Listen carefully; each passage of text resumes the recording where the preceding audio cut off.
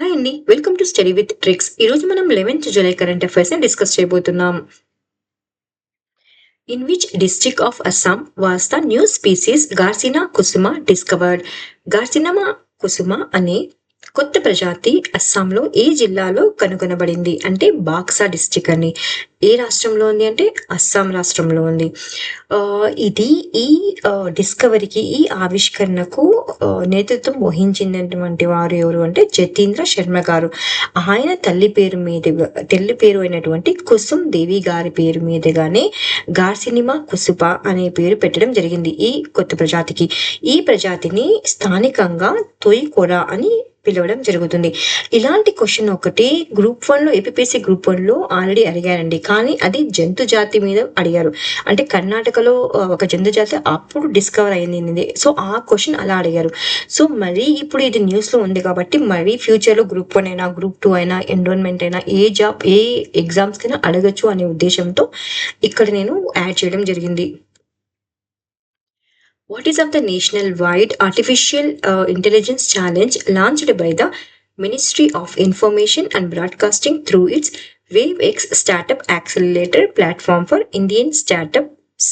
So భారత స్టార్టప్ల కోసం సమాచార మరియు ప్రసార మంత్రిత్వ శాఖ వేవ్ఎక్స్ స్టార్టప్ యాక్సిలరేటర్ ద్వారా ప్రారంభించిన దేశవ్యాప్త ఆర్టిఫిషియల్ ఇంటెలిజెన్స్ కాంపిటీషన్ పోటీ పేరు ఏమిటి అంటే Kalasetu real time language tech for Bharat. దీన్ని ఎవరు ప్రారంభించారంటే అండి సమాచార మరియు ప్రసార మంత్రిత్వ శాఖ ప్రారంభించారు. ఈ పథకంలో భాగంగా ప్రారంభించారంటే వేవ్స్ పథకంలో భాగంగా ప్రారంభించారు. ఏ ప్లాట్ఫామ్ మీద ప్రారంభించారంటే Wave X startup accelerator platform. Question ఎలా కూడా అడగచ్చు అంటే కళాసేతు అంటే ఏమిటి అని మీకు 4 ఆప్షన్స్ ఇవ్వచ్చండి. అలాంటప్పుడు మీరు real time language tech for Bharat అని సెలెక్ట్ చేయాలి. Which initiative was launched by the BRICS Chamber of Commerce and Industry to promote women in technology and leadership? సాంకేతికత మరియు నాయకత్వ రంగాల్లో మహిళలను ప్రోత్సహించడానికి BRICS chamber of commerce and industry ప్రారంభించిన కార్యక్రమం పేరు ఏమిటి అంటే వి వైజ్ ఇనిషియేటివ్. సో నిన్న మనం కరెంట్ అఫైర్స్లో రియో డిక్లరేషన్ అని చదివాం. అది కూడా బ్రిక్స్ కి సంబంధించింది అండి. సో ఇది ఇంకొక ఇనిషియేటివ్. ఈ ఇనిషియేటివ్ పేరే వి వైజ్ ఇనిషియేటివ్. ఇది ఎక్కడ జరిగిన కార్యక్రమంలో ప్రవేశపెట్టారు అంటే రియో డి జెనీరోలో జరిగినటువంటి బ్రిక్స్ మహిళా వ్యాపార వార్షిక సమావేశంలో దీనిని ప్రవేశపెట్టడం జరిగింది. దీని యొక్క లక్ష్యం ఏమిటి అంటే ఆర్టిఫిషియల్ ఇంటెలిజెన్స్ సాంకేతికతలో మహిళల పాత్రలను శక్తివంతం చేయడం ద్వారా స్థిరమైన ప్రపంచ ఆర్థిక వ్యవస్థను ప్రోత్సహించడమే దీని యొక్క ముఖ్య లక్ష్యం. వివైజ్ ఇనిషియేటివ్ అనేది ఎవరి ఇనిషియేటివ్ అండి? క్వాడా, బ్రిక్సా, ఎస్సీఓనా అని అడుగుతారండి. సో ఇది BRICS initiative. Which Indian institute launched a 200 crore venture capital fund to support next generation unicorn startups? Unicorn startups లకు మద్దతుగా 200 కోట్ల పెట్టుబడి నిధిని ప్రారంభించినటువంటి భారత సంస్థ ఇన్స్టిట్యూట్ ఏమిటి అంటే ఐఐటి మద్రాస్. మనము 2 to 3 days బ్యాక్ ముందు కరెంట్ అఫైర్స్ లో చదువుకున్నాం. యూనికార్న్ లో ఇండియా ఏ ప్లేస్ లో ఉంది అంటే 3rd ప్లేస్ లో ఉంది అండి. 67 యూనికార్న్స్ ఉన్నాయి ప్రస్తుతానికి భారతదేశంలో. అదే ఫస్ట్ లో ఎవరున్నారు అంటే యుఎస్, సెకండ్ లో ఎవరున్నారంటే చైనా, 3rd ప్లేస్ లో ఇండియా.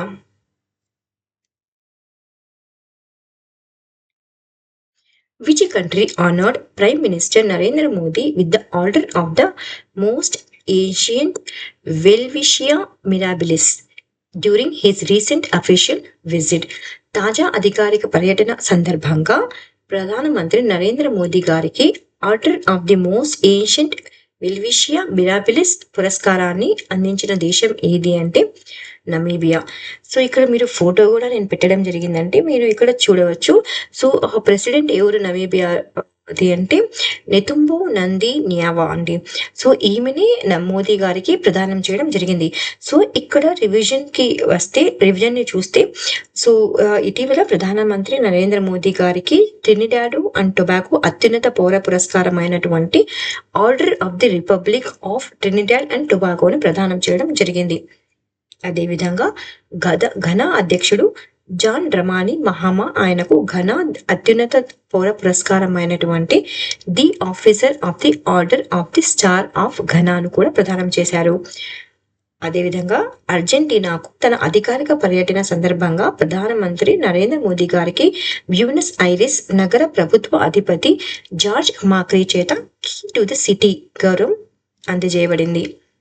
అంతేకాకుండా ఇటీవల బ్రెజిల్ అధ్యక్షుడు లూయిస్ ఇనాసియో లులా సిల్వా ప్రధానమంత్రి నరేంద్ర మోదీ గారికి బ్రెజిల్ యొక్క అగ్రశ్రేణి పౌర పురస్కారం అయినటువంటి grand caller of the national order of the southern cross ను ప్రదానం చేయడం జరిగింది. సో ఇటీవల లభించాయి కాబట్టి మోదీ గారికి ఎగ్జామ్ లో అడగడానికి అవకాశం ఉన్నటువంటి క్వశ్చన్స్ అండి ఇవి. Which institute utilized CRISPR-Cas9 gene editing technology to enhance phosphate uptake in Japonica rice? Japonica rice లో ఫాస్ఫేట్ శోషణ సామర్థ్యాన్ని పెంచేందుకు CRISPR-Cas9 జీన్ ఎడిటింగ్ సాంకేతికను ఉపయోగించినటువంటి సంస్థ ఏది అంటే national institute of plant genome research. So ఇది న్యూఢిల్లీలో ఉన్నటువంటి సంస్థ అండి. ఇందులో ఏం చేశారంటే జపానికా రైస్ లో ఫాస్ఫేట్ శోషణ సామర్థ్యాన్ని పెంచారు. దేని ద్వారా పెంచారు? ఏ టెక్నాలజీని ఉపయోగించారంటే CRISPR-Cas9 జీన్ ఎడిటింగ్ టెక్నాలజీని ఉపయోగించారు. ఏ ట్రాన్స్పోర్టర్ జన్యుని జీన్ ఉపయోగించారు ఇందులో కూడా అంటే OSPHON అనే పాస్పోర్ట్ ట్రాన్స్పోర్టర్ ని ఎంచుకున్నారు. దీని ద్వారా ఫాస్ఫేట్ శోషణను మెరుగుపరచడమే కాకుండా ఫాస్ఫేట్ ఎరువుల అవసరం తగ్గిస్తుంది మరియు పంట దిగుబడి పెరగడానికి తోడ్పడుతుంది. సో క్వశ్చన్ ని ఇలా కూడా అడగచ్చండి. ఎలా అంటే జపానికా రైస్ లో ఫాస్ఫేట్ శోషణ సామర్థ్యాన్ని ఏ టెక్నాలజీ ద్వారా పెంచడం జరిగింది అంటే CRISPR-Cas9. ఆల్రెడీ CRISPR-Cas9 పైన APPSC గ్రూప్ 1 మెయిన్స్ లోనే క్వశ్చన్ అడిగారని. సో చాలా ఇంపార్టెంట్ క్వశ్చన్ ఇది. ఇప్పుడు ట్రెండ్ లో ఉన్నటువంటి టెక్నాలజీ ఏది అంటే CRISPR-Cas9 gene editing technology. Which country recently launched the SynHG Synthetic Human Genome Project to advance genetic research and biotechnology? జన్యు పరిశోధన మరియు బయోటెక్నాలజీ అభివృద్ధి కోసం సింథటిక్ హ్యూమన్ జీనోమ్ ప్రాజెక్ట్ ను ఇటీవల ప్రారంభించినటువంటి దేశం ఏది అంటే యునైటెడ్ కింగ్డమ్. ఇది జన్యు పరిశోధన మరియు బయోటెక్నాలజీ రంగాల్లో ఉన్నత స్థానాన్ని సాధించడానికి లక్ష్యంగా పెట్టుకుంది. అంతేకాకుండా జన్యు సంబంధిత వ్యాధుల అధ్యయనం, కొత్త చికిత్స విధానాల అభివృద్ధి మరియు ప్రిసైజ్డ్ మెడిసిన్ కోసం ఈ ప్రాజెక్టు ఎంతగానో ఉపయోగపడుతుంది. So UK is the answer. Synthetic human genome project A country launch చేసింది అంటే United Kingdom. As of 2024, what rank did India secure in global biofuel consumption according to the Statistical Review of World Energy Report 2025? Statistical review of world energy report 2025 ప్రకారం 2024 నాటికి భారతదేశం ప్రపంచ biofuel వినియోగంలో ఎన్నవ స్థానంలో ఉంది అంటే 4th ప్లేస్ లో ఉందండి. 4th ప్లేస్ ని సాధించింది. ఈ యాక్చువల్ గా ఈ డేటా అనేది 2024 కు సంబంధించింది, కానీ రిపోర్ట్ మాత్రం ఇప్పుడు రిలీజ్ చేశారు. రిపోర్ట్ పేరేమిటి? World energy report. దీన్ని ఎవరు రిలీజ్ చేశారంటే ఎనర్జీ ఇన్స్టిట్యూట్ దీన్ని రిలీజ్ చేసింది. ఎవరి సహాయంతో దీన్ని రిలీజ్ చేసింది అంటే KPMG మరియు కిండ్రెడ్ తో కలిసి ఈ రిపోర్ట్ ని విడుదల చేయడం జరిగింది. మనం ఎన్నో ప్లేస్ లో ఉన్నామండి? 4th ప్లేస్ లో ఉన్నాము. ఏ రిపోర్ట్ లో? వరల్డ్ ఎనర్జీ రిపోర్ట్ 2025 లో. దేని ద్వారా అంటే బయోఫ్యూయల్ కన్సంప్షన్ లో.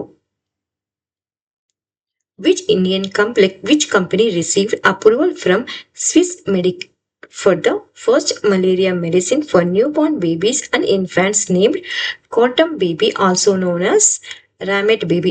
చాలా ఇంపార్టెంట్ క్వశ్చన్ అండి. ఎందుకంటే ఇప్పటి వరకు చిన్నపిల్లల కోసం అసలు మలేరియా మెడిసిన్ లేదు, కాబట్టి ఫస్ట్ టైం అప్రూవల్ వచ్చింది ఈ కంపెనీకి. సో క్వాంటమ్ బేబీ లేదా రియామెట్ బేబీ అనే పేరుతో నవజాత శిశువులు మరియు చిన్నపిల్లల కోసం మొదటి మలేరియా మందును స్విస్ మెడిక్ నుంచి ఏ సంస్థ అనుమతి పొందింది అంటే నోవర్టిస్ అండి. ఈ మలేరియా మెడిసిన్ పేరు ఏమిటి అంటే క్వాంటమ్ బేబీ. ఎవరి నుంచి అనుమతి పొందింది అంటే మెడిసిన్స్ ఫర్ మలేరియా వెంచర్ అనే సంస్థతో కలిసి ఇది అభివృద్ధి చేశారనమాట దీన్ని. సో ఈ మెడిసిన్ పేరే కార్టమ్ బేబీ. ఇది స్విట్జర్లాండ్ మెడికల్ ప్రొడక్ట్స్ రెగ్యులేటర్ నుండి అనుమతి పొందింది. సో కంపెనీ పేరు ఇంపార్టెంట్. అది ఏ పేరు అంటే నోవర్టిస్ కంపెనీ. ఏ మలేరియా వ్యాక్సిన్ అంటే కోటమ్ బేబీ. దీన్ని ఏమని పిలుస్తారు? Remit baby. ఈ సంస్థతో కలిసి అభివృద్ధి చేస్తుందంటే medicines for malaria venture. What is the name of the indigenous anti-submarine system recently tested by India from INS Karavati designed by DRDO's ARDE, Armament Research and Development Establishment and produced in collaboration with Bharat Dynamics Limited and Solar Defense and Aerospace Limited. ఇటీవల భారతదేశం INS Kavaratti నుండి పరీక్షించిన DRDO యొక్క ఏఆర్డిఈ ద్వారా రూపొందించబడి భారత dynamics limited మరియు solar defence మరియు aerospace limited సహకారంతో తయారైనటువంటి స్థానిక యాంటీ సబ్మెరైన్ సిస్టమ్ పేరు ఏమిటి అంటే ఈఆర్ఈఎస్ఆర్ అంటే extended range anti submarine rocket అండి. దీన్ని స్వదేశీయంగానే అభివృద్ధి చేశారు. ఇది ఒక నావిక ఆయుధ వ్యవస్థ. దీన్ని ఏ రాకెట్ పై నుంచి పరీక్షించారంటే ఐఎన్ఎస్ కవరత్తి నౌకపై నుండి దీన్ని విజయవంతంగా పరీక్షించారు. ఇది దేన్ని బలోపేతం చేస్తుంది అంటే మ్యారిటైమ్ యుద్ధ సామర్థ్యాన్ని ఇది బలోపేతం చేస్తుంది. ఈఆర్ఐఎస్ఆర్ ను ఎవరు అభివృద్ధి చేశారంటే డిఆర్డిఓలో ఒక విభాగం అయినటువంటి ఆర్మెంట్ రీసెర్చ్ అండ్ డెవలప్మెంట్ ఎస్టాబ్లిష్మెంట్ పూణేకి చెందిన వారు దీన్ని రూపొందించారు. దీనిని యాంటీ సబ్మెరైన్ రాకెట్ ను ఎవరు ఫ్యూచర్ లో తయారీ భాగస్వాములుగా ఉంటారు అంటే ఎక్కువ మొత్తంలో ఎవరు తయారు చేస్తారు అంటే Bharat dynamics limited, Hyderabad, solar defence and aerospace limited. So ఇందులో 3 to 4 క్వశ్చన్స్ నేను ఇక్కడే మ్యాప్ చేయడం జరిగింది. ఫస్ట్ దాని పేరు ఏమిటి? Extended range anti submarine rocket. ఏ షిప్ పై నుంచి దీన్ని పరీక్షించారంటే ఐఎన్ఎస్ కవరత్తి. ఎవరు దీన్ని అభివృద్ధి చేశారంటే డిఆర్డిఓకు చెందినటువంటి ఆర్మెంట్ రీసెర్చ్ అండ్ డెవలప్మెంట్ ఎస్టాబ్లిష్మెంట్ పూణేవారు. ఎవరు దీనికి భాగస్వాములు అంటే భారత్ డైనమిక్స్ లిమిటెడ్, అదేవిధంగా హైదరాబాద్, అదేవిధంగా solar defence and aerospace limited Nagpur. Which location in India has been proposed to host the country's first Disneyland style amusement park as a 500-acre mega entertainment hub? భారతదేశంలో తొలి Disney land తరహా amusement park 500 ఎకరాల వినోద కేంద్రంగా ఏర్పాటు చేయడానికి ప్రతిపాదించబడిన ప్రాంతం ఏది అంటే మనేసర్ అండి. సో హర్యానా రాష్ట్రంలోని గుర్గావ్ దగ్గర నుండి మనేసర్ ఇక్కడ ప్రతిపాదించడం జరిగింది. ఇది భారతదేశంలోని తొలి డిజ్నీ ల్యాండ్ తరహా థీమ్ పార్క్ కోసం ప్రతిపాదించబడినటువంటి ప్రాంతం. దీని యొక్క లక్ష్యం ఏంటంటే 500 ఎకరాల విస్తీర్ణంలో ఒక భారీ వినోద కేంద్రాన్ని అభివృద్ధి చేయడం, ప్రపంచ స్థాయి పర్యాటక మౌలిక వసతులు అందించడం ద్వారా దేశీయ మరియు అంతర్జాతీయ పర్యాటకాన్ని ప్రోత్సహించడం. Which elephant known as Asia's oldest and lovingly referred to as the guardian of our jungles recently passed away at Panna Tiger Reserve. Guardian of our jungles అనే పేరు పొందిన ఆసియాలోని అత్యంత వృద్ధ ఏనుగు ఇటీవల పన్నా టైగర్ రిజర్వ్ లో మృతి చెందింది. ఆ ఏనుగు పేరు ఏమిటి అంటే వస్తల అండి. సో వస్తలాన్ని ఏమని కూడా పిలుస్తారు అంటే Guardian of our jungles. So Panna tiger reserve ఎక్కడుందో తెలిస్తే మీరు కమెంట్ లో ఆ స్టేట్ పేరు ఒకసారి మెన్షన్ చేయండి. Where was the 11th edition of the India Maize Summit held? భారతదేశపు మొక్కజొన్న జాతీయ సదస్సు 11th ఎడిషన్ ఎక్కడ నిర్వహించబడింది అంటే న్యూఢిల్లీలో నిర్వహించబడింది అండి. ఈ సదస్సును ఎవరు నిర్వహించారంటే ఫిక్కీ మరియు ఇండియన్ ఇన్స్టిట్యూట్ ఆఫ్ రీసెర్చ్ సంస్థలు సంయుక్తంగా నిర్వహించారు. ఈ మొక్కజొన్న సాగు, ఆవిష్కరణలు, ఆహార భద్రత మరియు పారిశ్రామిక వినియోగంలో మొక్కజొన్నకు ఉన్నటువంటి పాత్రపై చర్చ జరగడం జరిగింది. సో ఎక్కడ నిర్వహించబడింది అంటే న్యూఢిల్లీలో నిర్వహించబడింది. ఇది ఎన్నవ ఎడిషన్ అంటే 11th ఎడిషన్. ఎవరు నిర్వహించారంటే ఫిక్కీ మరియు ఐఐఎంఆర్ సంయుక్తంగా దీన్ని నిర్వహించారు. Which indigenously designed and built diving support vehicle DSV was officially inducted into the Indian Navy by Hindustan Shipyard Limited during a ceremony in Visakhapatnam. విశాఖపట్నంలో నిర్వహించిన కార్యక్రమంలో హిందుస్థాన్ షిప్యార్డ్ లిమిటెడ్ ద్వారా భారత నావికా దళంలో అధికారికంగా చేర్చబడిన స్వదేశీ రూపకల్పన మరియు నిర్మాణం కలిగినటువంటి డైవింగ్ సపోర్ట్ వెహికల్ పేరు ఏమిటి అంటే నిస్తార్ అండి. సో ఈ నిస్తార్ అనే diving support vehicle Hindustan shipyard limited వారు విశాఖపట్నంలోని భారత నౌకాదళానికి అధికారికంగా అప్పగించడం జరిగింది. ఇది పూర్తి స్వదేశీ పరిజ్ఞానంతో అభివృద్ధి చేశారు కాబట్టి ఇంపార్టెంట్ అండి. ఎవరు దీన్ని అభివృద్ధి చేశారంటే హిందుస్థాన్ షిప్యార్డ్ లిమిటెడ్ వారు. దాని పేరు ఏమిటి అంటే ఐఎన్ఎస్ నిస్తార్. ఏ నావికా దళానికి అందజేయడం జరిగింది అంటే విశాఖపట్నంలో ఉన్నటువంటి భారత నావికా దళానికి దీన్ని అందజేయడం జరిగింది. We did Andhra Pradesh Chief Minister in Chandrababu Naidu garu launched the Matsyakhara Bharosa scheme.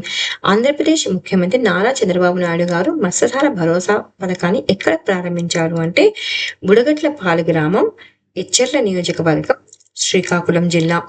ఈ కార్యక్రమం ప్రతి సంవత్సరం చేపల వేట నిషేధ కాలంలో మత్స్యకారుల ఆర్థిక సహాయాన్ని అందించడానికి లక్ష్యంగా పెట్టుకుంది. ప్రతి మత్స్యకార కుటుంబానికి ఈ నిషేధ కాలంలో 20,000 ఆర్థిక సహాయం అందజేయబడుతుంది.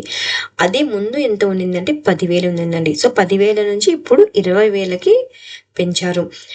ఎప్పటి నుంచి ఎప్పటి వరకు నిషేధ కాలం ఉంటుంది అంటే ఏప్రిల్ 15 నుంచి జూన్ 14 వరకు 61 రోజుల పాటు చేప వేట నిషేధం వల్ల చేపల సంపదను సంరక్షించడమే దీని యొక్క ముఖ్య లక్ష్యం అనమాట.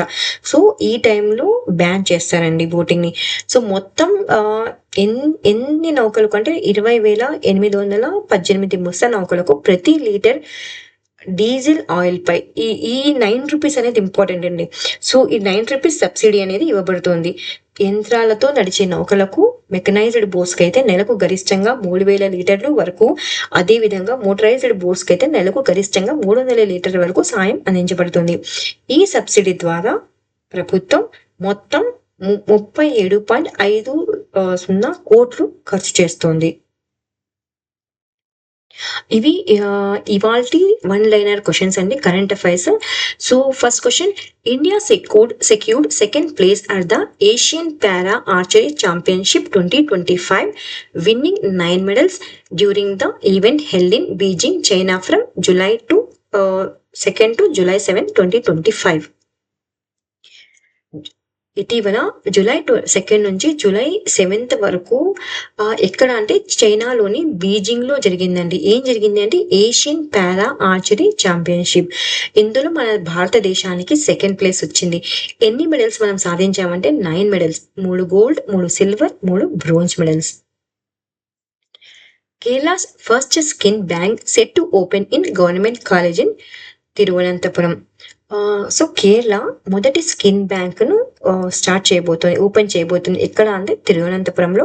అదే భారతదేశంలో మొదటి స్కిన్ బ్యాంక్ ఎక్కడ ఓపెన్ అయిందంటే Wadia children hospital, Mumbai in 1972.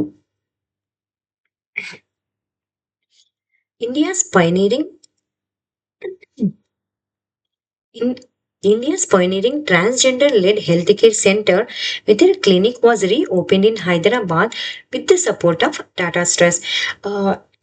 ఇటీవల హైదరాబాద్ లో మెటీరియల్ క్లినిక్ మొత్తం ట్రాన్స్జెండర్తోనే నిర్వహించేటువంటి ఈ క్లినిక్ తిరిగి రీఓపెన్ అయిందండి. ఎక్కడ అంటే హైదరాబాద్ లో. ఎవరు దీనికి సహాయం చేశారంటే టాటా ట్రస్ట్ వారు వీరికి సహాయం చేశారు. So next question, Sabih Khan has been appointed as the new COO chief operating officer of Apple. So Apple కంపెనీకి కొత్త COO అపాయింట్ అయ్యారండి. ఆయన పేరే Sabih Khan. In 2022, Delhi airport was ranked as the 9th busiest airport globally according to the Airport Council International report, while Atlanta airport climbed to the top. So యాక్చువల్గా airport council international వారు ఒక నివేదికని విడుదల చేశారు. ఈ నివేదిక ఏ ఇయర్ కి సంబంధించిందంటే 2024 కు సంబంధించింది. కానీ వారు ఇప్పుడు ఈ నివేదికను విడుదల చేయడం జరిగింది. సో గ్లోబల్ గా అయితే టాప్ లో బిజియెస్ట్ ఎయిర్పోర్ట్ వచ్చేసి అట్లాంటా. అదే భారతదేశంలో బిజియెస్ట్ ఎయిర్పోర్ట్ ఏది అంటే ఢిల్లీ 9th ప్లేస్లో ఉండడం జరిగింది. World bio product day observed on 7th June. So 7th జూలైన వరల్డ్ బయో ప్రోడక్ట్ డేని జరుపుకుంటాం. Indian sprinter Animesh Kujur made history as the first Indian to run the 100 meters in under 10.2 seconds, clocking a record-setting time of 10.18 seconds at the Dromia International Sprints and relays held in Vari Greece. So ఇటీవల Indian sprinter అయినటువంటి అనిమేష్ కుజూర్ గారు ఒక హిస్టరీని చారిత్రాత్మకమైనటువంటి గెలుపుని పొందారండి. ఈయన first Indian to run the 100 మీటర్స్లో ఎంత సాధించారు అంటే record setting time ఎంత అంటే 10.18 సెకండ్స్ అండి. ఇది ఎక్కడ జరిగింది అంటే డోమియా ఇంటర్నేషనల్ స్ప్రింట్స్ అండ్ రిలేస్ గ్రీస్లో జరిగింది. ఏం పేరు అతన్ని? Animesh Kujur.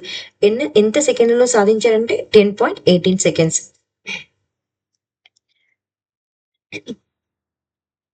ఉమీద్ portal introduced by central government for Waqt property registration.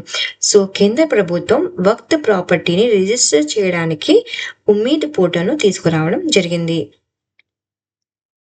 Sunil Kadam has been appointed as the Executive Director of SEBI.